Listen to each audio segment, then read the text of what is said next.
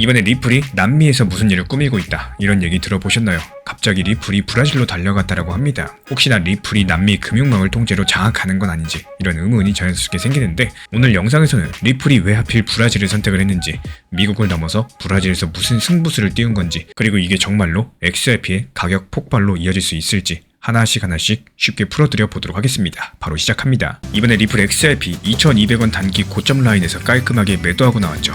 이렇게 리플 타점뿐만 아니라 시장에 영향 주는 핵심 브리핑들 속보로서 텔레그램 문자 메시지로 받아보고 싶으신 분들 현재 보이는 번호로 연락 주시거나 아니면 댓글창 링크 통해서 신청 주시면 확인되는 대로 입장 안내 드리도록 하겠습니다. 이번에 리플랩스 측에서 브라질 중앙은행에 VASP 라이선스를 시청했다라고 해요. 뭔지 조금 생소하시죠? 간단히 말씀드리자면은 가상자산 서비스 제공자 인가입니다. 겉으로 봤을 때 리플이 브라질에서 암호화폐 거래 서비스 하는 거 아니냐, 이렇게 생각하시기 쉬우실 텐데요.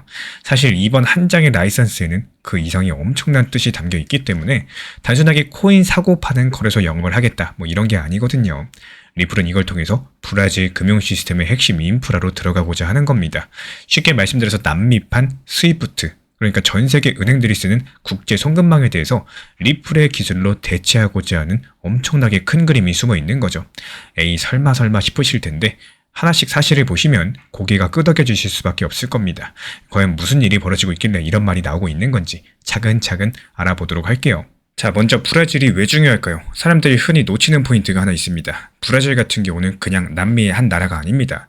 남미에서요, 최대 경제대국이 어딜까요? 바로 브라질입니다. 전 세계에서도 손꼽히는 암호화폐 활용 1등 국가고요. 유명 블록체인 분석회사 채널리시스 지표를 보시면은 2025년 기준 브라질의 암호화폐 채택 순위가 전 세계 5등입니다.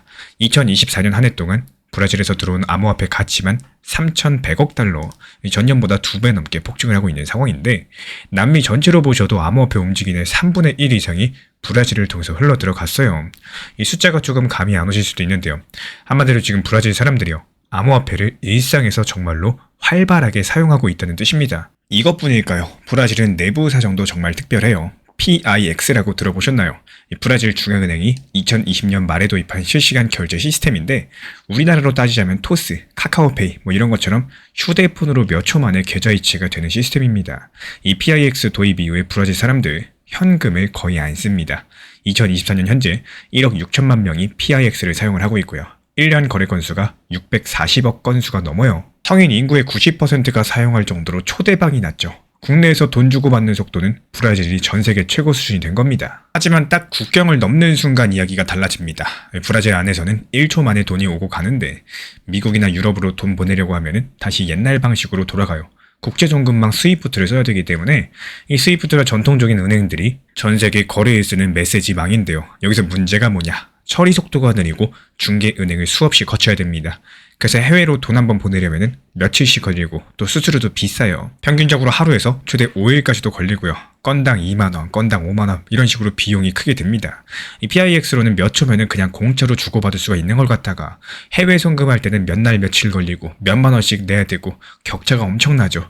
브라질 사람들이 당연히 답답함을 느낄 수밖에 없겠고, 실제로 브라질에서는 요즘에 해외 직구, 원격 근무로서 이 해외에서 급여받는 사람들이 정말 많아졌거든요.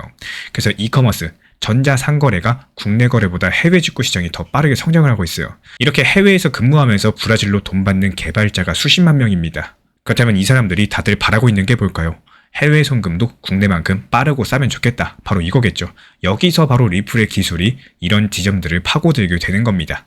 실제로 리플은 어떻습니까? 블록체인 기반으로서 몇 초 만에 국경을 넘나드는 지급 결제망을 갖고 있죠. XRP라는 디지털 자산이 중간에서 브릿지 통화 역할을 해주고 다리 역할을 하는 돈이 되어줍니다. 브라질에서 헤와라를 XRP로 바로 바꾸고요. 또 이 XRP를 3초에서 5초 만에 미국으로 보내가지고 거기서 다시 달러화로 바꿔주는 방식이죠. 중간에 여러 가지 은행을 거칠 필요가 전혀 없고 블록체인 상에서도 바로바로 이동이 가능하기 때문에 정말 빠른 거래가 가능해집니다. 사실상 리플 같은 경우는 이 서비스를 옛날부터 제공을 해왔어요. 이전 이름은 ODL이라고 알고 계실 겁니다. 지금은 리플 페이먼츠라고 불리고 있는데요. 2022년 8월 벌써 브라질의 트래블렉스 은행과 손잡고 이런 XRP 기반의 국제 송금을 실제 시범 운영까지도 했습니다.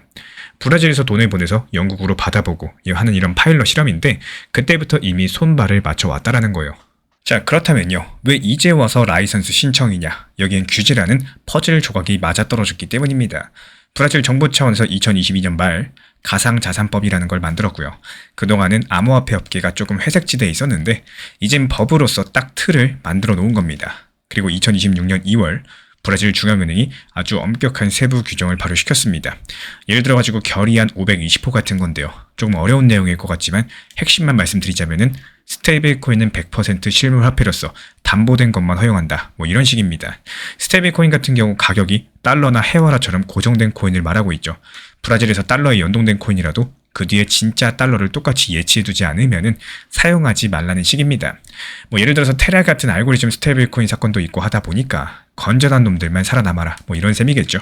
이 소식을 들은 글로벌 거래소들, 다른 코인 회사들 잔뜩 긴장했습니다. 브라질 규제 엄청 빡세다. 이거 괜히 사업하다가 큰일 나겠다. 뭐 이런 생각이 들 거고. 그런데 여기서 리플은 어땠을까요? 오히려 미소 지었다라고 해도 과언이 아닙니다. 이유가 뭐냐? 리플 같은 경우는 준비된 게 있었거든요. 바로 RLUSD라는 자신들만의 스테이블 코인을 이미 만들어뒀던 겁니다. 실제로 브라질의 유명한 거래소나 핀테크 업체, 예를 들어서 메르카도 비트코인, 폭스빗, 리피오 같은 곳들 같은 경우는 다들 이 리플의 RLUSD를 받아들였습니다. 이유가 뭐냐? 안전하기 때문이겠죠. 실제 규제 기관들에서도 이 정도 담보 있으면 오케이다 이렇게 해준 거니까 마음 놓고 사용할 수가 있습니다.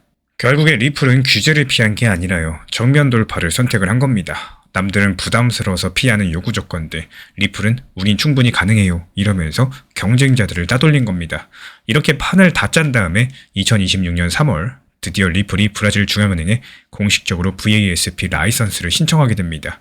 그리고 동시에 발표한 게요. 이제 브라질에서 국경 간의 송금, 디지털 자산 커스터디, 프라임 브로커리지, 자금 관리까지도 한꺼번에 다 해주는 통합 플랫폼을 내놓겠다 선언을 했어요. 한마디로 원스톱 금융 서비스를 하겠다라는 건데 여기서 중요한 포인트가 있습니다. 커스터디, 프라임 브로커리지 이런 말들이 나왔죠. 조금 어려운데 쉽게 풀어드려 볼게요. 먼저 커스터디는 디지털 자산을 대신에 안전하게 보관해주는 서비스입니다. 은행 금고 같은 거죠. 이 기관들이나 기업들 큰 돈을 다루다 보니까 코인을 개인 지갑에 두기가 불안하다 보니까 이런 것들을 안전하게 그냥 맡아주는 겁니다. 프라임 브로커리지는 말이 조금 어려운데요. 이 큰손 VIP 손님들을 위한 종합금융 서비스다라고 생각하시면 되겠습니다. 예를 들자면 헤지펀드나 대기업이 브라질에 투자하고 또 돈도 옮기고 환전도 하고 싶어요. 그러면 이런 모든 과정을 한 군데에서 토탈로 도와주는 겁니다. 그런데 이렇게 느끼실 수 있어요. 아니 이거 원래 그런 거 아니에요? 이렇게 생각하실 수가 있는데 이게 예전에 어땠냐면요. 브라질에 돈 보내려면 거래소 따로, 은행 따로, 환전상 따로 이렇게 여러 군데를 이용을 해야 했습니다. 계약서도 여기저기 전부 다 따로 맺고 귀찮고 위험 부담도 컸었죠. 근데 이걸 리플이 이거 우리랑만 하면은 그냥 원스톱으로 해결됩니다. 이런 플랫폼을 들고 나왔다는 거예요. 엄청난 혁명이겠죠. 이렇게 되니까 무슨 일이 일어날 수 있을까요? 브라질에서 큰돈 굴리는 헤지펀드 매니저, 대기업 재무 담당자들, 리플이란 곳이 전부 다 갖췄네? 규제도 받고 안전하다는데 써볼까? 이런 생각을 하기 시작을 했고 실제로 브라질의 은행들도 비슷한 반응을 보였습니다. 뱅코, 제니얼, 브라자은행, 노마드 같은 이 브라질 주요 금융기관들이 속속들이 리플의 국제 결제망에 합류했고요. 그만큼 편리하고 리스크가 낮다는 걸 느꼈다는 거죠. 예전 같은 경우 여러 단계로 쪼개져 있던 것들을 이제 리플 단일 청구로 몰다 보니까 생기는 장점이 큽니다. 분위기가 이쯤 되니까 소름이 조금 돋는 그림이 슬슬 보이시나요? 리플은 그냥 브라질에 코인 팔러 간 게 아니었습니다. 너무나도 철저하게 브라질을 남미의 금융 허브로 삼아가지고 전부 다 잡아먹겠다는 전략이었던 겁니다. 남미에 돈을 넣으려고 하는 미국, 유럽의 큰손들, 혹은 브라질의 주변국들까지도 전부 돈 이동에 대해서 문지기 역할을 앞으로 리플이 하겠다는 거예요. 그것도 브라질의 중앙은행의 허가를 받아서 떳떳하게 한다는 거죠. 마치 브라질의 금융 시스템의 코어 뱅킹, 즉 핵심 뼈대가 앞으로 리플이 되겠다는 선언이나 다름이 없습니다. 지금 전 세계 은행들이 국제 거래를 위해서 묶어두고 있는 돈, 그러니까 아까 말씀드린 노스트로 계좌에 잠자고 있는 돈들 약 27조 달러에 달한다라고 해요. 엄청난 비효율이죠. 근데 리플은 이걸 풀어주는 기술입니다. 아까 우리가 예로 든 브라질 미국 송금을 생각을 해볼게요. 브라질의 한 기업이 리플망으로 미국에 1,000만 달러를 보낸다고 가정을 해보겠습니다. 그러면 몇 초 안에 브라질 헤어라가 XRP로 또 XRP가 미국 달러로 이렇게 변환이 일어나겠죠. 문제가 뭐냐? XRP의 가격과 유동성 풀이 충분히 커야지 이런 큰 돈도 가격에 출렁이 없이 소화가 가능합니다. XRP 시가총액이 너무 작고 또 거래 물량이 너무 얕다. 그럼 1,000만 달러치 XRP를 한 번에 매수한다거나 매도할 때 가격이 팍 튀거나 팍 하락할 수밖에 없겠죠. 우리가 환전하러 갔는데 환율이 순간적으로 확 불리하게 변하는 셈이겠습니다. 이렇게 되면 기업들이 사용을 할까요 안 할까요? 당연히 쓰기가 불편하니까 사용을 안 하겠죠. 그래서 대형 기관 송금이 본격화되면 정말 아이러니하게도 그들이 XRP 가격을 떠받칠 만한 동기가 생깁니다. 거래를 원활히 하려면은 XRP의 시장가치 시가총액이 커져야 되거든요. 예를 들어가지고 브라질로 매년 드나드는 돈이 7천억 달러고 또 그중에 10% 정도만 XRP로 오고 간다라고 할지라도 700억 달러 정도입니다. 그 정도를 빠르게 처리하면은 XRP 시가총액이 지금보다 훨씬 더 커야 안정적이겠죠. 결국에 은행들과 기업들 여기서 필요한 만큼의 XRP를 미리 확보해서 금고에 쟁여놓기 시작할 거다. 이런 분석이 나올 수밖에 없는 거고, 왜냐면 그래야지만 나중에 자기들끼리 거래할 때 슬리피지, 즉 거래 충격이 없이 환전이 가능하니까요. 이런 흐름이 현실이 되면요, 시장에 풀린 XRP는 점점 줄어들 거고 대신에 매수 압력은 늘어서 가격을 밀어 올릴 겁니다. 리플 쪽에서는 기관들이 실제 운영에 XRP를 쓰는 단계로 갔다, 이것들을 강조하고 있는데, 만약에 정말로 그렇게 된다면 이건 투기나 테마가 아닌 실제 수요로 가격이 뛰는 겁니다. 진짜 글로벌 머니가 XRP를 유동성 창고처럼 쓰는 상황이겠죠. 이걸 가리켜서 일각에서는 XRP 기관 슈퍼사이클이 올 수 있다, 이렇게까지 표현을 하고 있는데, 단어가 조금 거창해 보여도 쉽게 말씀드려서 실제 사용이 가져오는 가격 급등 사이클 정도다, 이렇게 이해해 주시면 되겠습니다. 정말 상상만 해도 소름이 돋지 않으시나요? 결국에 현재 리플이 브라질 시장에 이렇게 공을 들이고 있는 이유, 이제 조금 감이 오실 겁니다. 단순하게 시장 하나 늘리겠다, 이 정도 차원이 아니라 브라질을 남미 전체의 결제 허브로 삼아서 마치 전진기지 같은 거죠. 여기 이 전진기지에다가 리플의 기술을 국가 인프라급으로 깔겠다는 겁니다. 미국이 아닌 곳에서 새로운 표준을 선점하겠다는 전략인 건데, 브라질은 정말 운이 좋게도 이 미국과의 무역 마찰, 달러 패권 이런 문제들로 틈새가 생겼고요. 리플이 그 기회를 포착했습니다. 그리고 수년 동안 기술과 규제를 착실히 준비해왔고요. 이제 곧 현실이 될 수 있다, 이런 시나리오에서 XRP 코인은 단순 투기성 자산을 넘어서는 글로벌 자금 이동의 필수 통로로 격상될 가능성이 큽니다. 그렇게 만들어준다면 가격에서도 지금과는 차원이 다른 변화가 오겠죠. 물론 세상 일이 전부 다 계획대로 되진 않아요. 그렇다면 앞으로의 어떤 변수가 리플의 이 남미 장악 시나리오를 좌우할 수 있을지, 과연 전통금융권은 순순히 받아들일 건지, 아니면 예상하지 못한 견제를 할 것인지, 이것도 지켜보셔야 될 흥미진진한 부분이겠습니다. 다음 영상에서는 이 시나리오를 뒤흔들 수 있는 위험 신호들은 뭐가 있을지 짚어드려 보도록 할게요. 시장이 좋을 때는 오히려 신경만 쓰는 게 아니라 시장이 안 좋을 때 얼마나 준비하고 노력할 수 있느냐가 결국 상승장에서 결과로 나타나게 되십니다. 많은 분들께서 투자 시장 바라볼 때 이 상승장에서만 관심을 두는 경우가 많으신데, 가격 상승하고 시장 분위기 좋을 때 누구나 기대감이 커지고요. 자연스럽게 관심도가 높아집니다. 하지만 투자에서 정말 중요한 시간들은 오히려 시장이 상승장일 때가 아니라 하락장일 때가 가장 중요합니다. 시장 상황들이 조용하고 답답할 때 내가 어떤 준비를 했느냐에 따라서 나중에 시장이 좋아졌을 때 그 결과 자체가 크게 달라질 수 있기 때문인데요.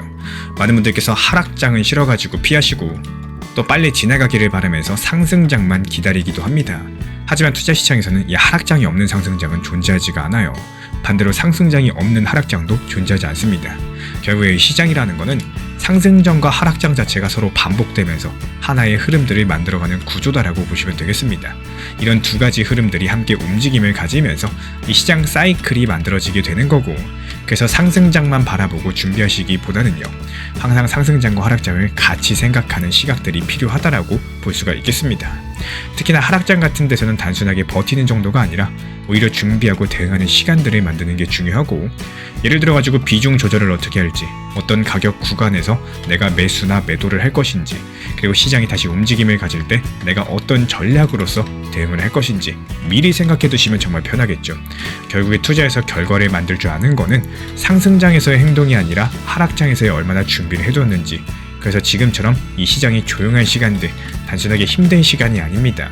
다음 시장을 준비할 수 있는 과정이라고 바라보는 것이 맞겠죠. 오늘 영상도 끝까지 함께 해주셔서 정말로 감사드립니다. 우리 구독자분들에게 코인신사 채널은요, 단순한 투자 채널이 아닙니다.